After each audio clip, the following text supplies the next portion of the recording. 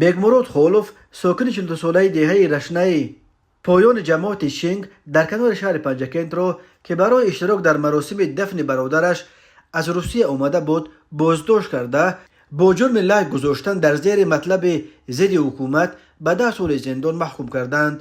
حکم بگمرود خولوف در میانه های ماه مای صادر شده است و او را لکه برای ادای حکمش به محبس خوجند انتقال دادند. در این باره روز 3 مای سال 2024 شورجب شوهیمی یکی از فعالان مخالفین که او هم زاده رشنه بوده حالا در اروپا به سر میبرد در صحیفش در فیسبوک خبر داد.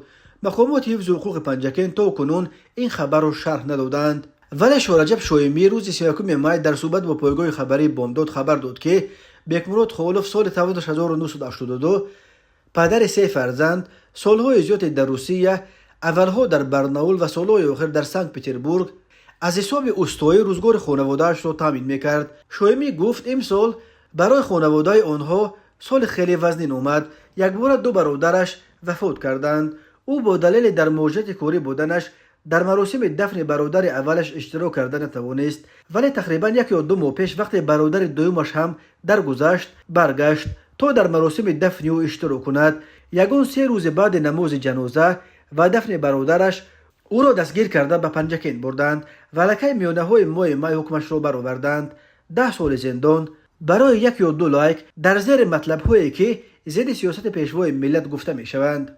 بنا به اطلاع شورجب شویمی بگمرود خولوف تنها ساکن رشنه نیست که با جرم لایک در زیر مطلب های اپوزیسیونی زندانی می شود. سال 2023 2 ساکن دیگر این روستا احمدوف و اینویتوف نیز با چنین جرم محکوم شدند. همین طور افزود شویمی باز 2 زاده روشنه پایان را حالا در روسیه با اتهام گویا زیر کدام مطلب به طرفداری از فلسطینی ها لایک گذاشتن دستگیر کردند و به آنها نیز خطر اخراج به تاجیکستان و زندانی شدن تهدید میکند.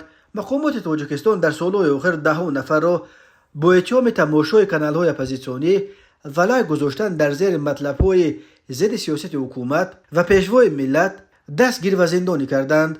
برای این مقامات از ماده مشهور 307 و علاوه های آن به طور فراوان استفاده میبرند. حامیان حقوق مقامات تاجیکستان را برای زندانی کردن ساکنان برای تماشا یا لایک گذاشتن در زیر مطلب های انتقادی به باد تنقید میکشند و میگویند انسان نباید برای عقیده های سیاسیش محکوم شود.